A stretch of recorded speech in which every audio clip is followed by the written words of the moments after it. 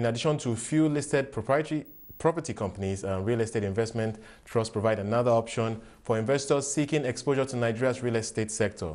The investment case for these securities may be enhanced by imminent changes to some SEC rules. Joining me in the studio to find out more about this is Patrick Ilodzianya, Managing Director at SFS Capital. Thank you so much, Patrick, for joining us on the show today. And really, first of all, let's move on to the market. And of course, I know that your company manages a REIT, but what we find is that your REIT is trading at a discount to its net asset value. And I just want to get your thoughts on why you think that is the case and when you think things may change. Yeah, thanks a lot, Wally. Currently, as you would know, the market is just now recovering from a lot of over the last 3 years. There's been a sort of a lull in the market, so a lot of companies have been trading at a discount. I think for REITs are especially hit simply because one, there's a lack of knowledge.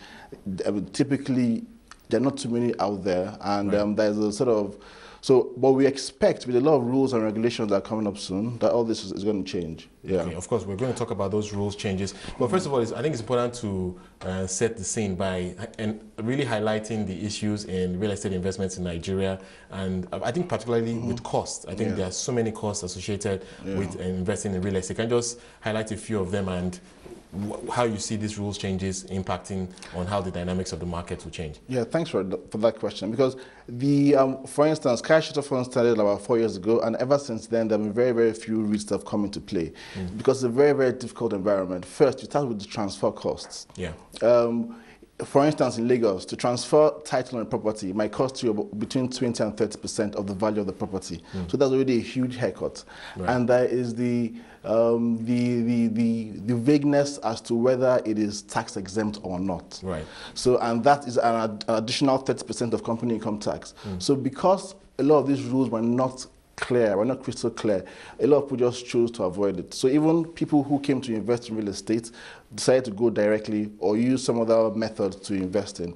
Meanwhile, in most of the other global countries, or in most of the other countries, it's best practice to invest using a REIT because it's meant to be a very tax efficient model. All right, so let's talk about some of the rules changes. Can you just run us through some of them? I heard that some of them will actually change the dynamics in terms of how some real estate investors may want to now begin to tweak the structure of the investments and then create REITs out of that. Yes, I think I would like to commend the SEC, a lot, because the 3 new rules they're about to bring out on real estate investment trust, I think will cause an explosion in the industry, basically.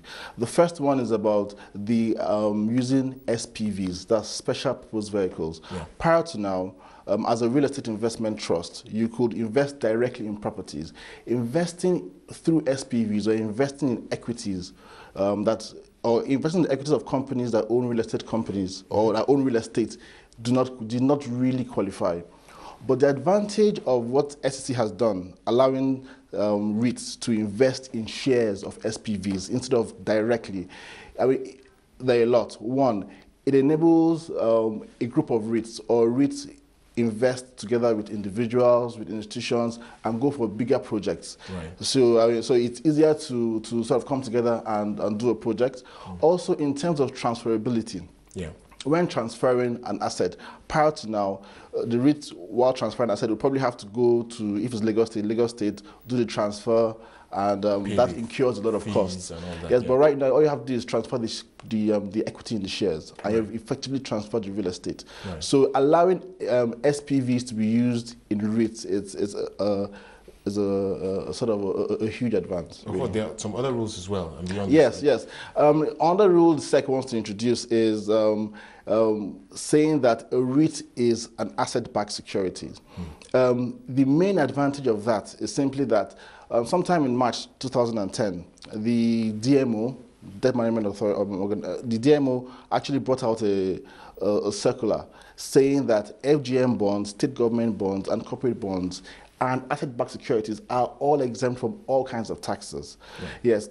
And of course, yes, these changes will now make REITs fit into the qualify for those exemptions. yes, as well. yes. So because prior to now, REITs were not mentioned specifically, so there was a bit of ambiguity as to whether REITs were also have the same tax exemption status as FGM bonds and state bonds. But now with this new rule, the ambiguity is clear, or rather, there is no more ambiguity. REITs qualify fully. So in terms of tax status, REITs are ranked pari passu with FGM bonds, basically. Okay, and you mentioned that you're expecting an explosion. What can we expect? I mean, foreign investors, perhaps.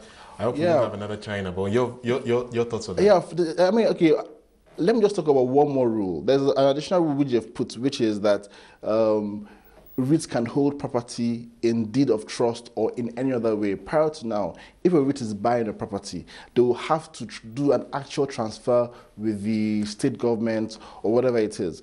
But with this new rule, an actual transfer does not have to happen. You can just transfer it to a trust and you have full title so that nobody else can transfer it. So it knocks off like 20–30% of the cost of REITs. All this, I think, is going to be a major advantage, because even right now, there are a lot of institutions who have been speaking to us, internationals especially, who want to come into the real estate industry in Nigeria, but the opaqueness or the ambiguity associated with coming in through a REIT or how they can protect themselves against excessive taxes has always been a major issue.